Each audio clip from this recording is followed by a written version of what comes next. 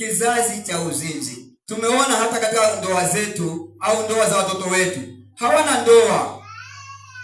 Wao ndoa zao ni pesa, ni chipsi basi.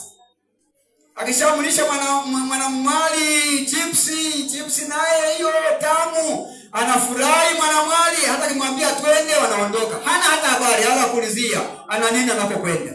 Wasitafiki.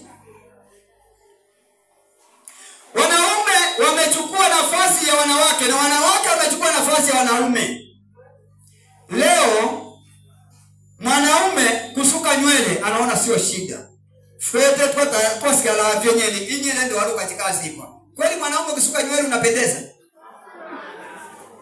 Impumu waloweka ngate kokwe.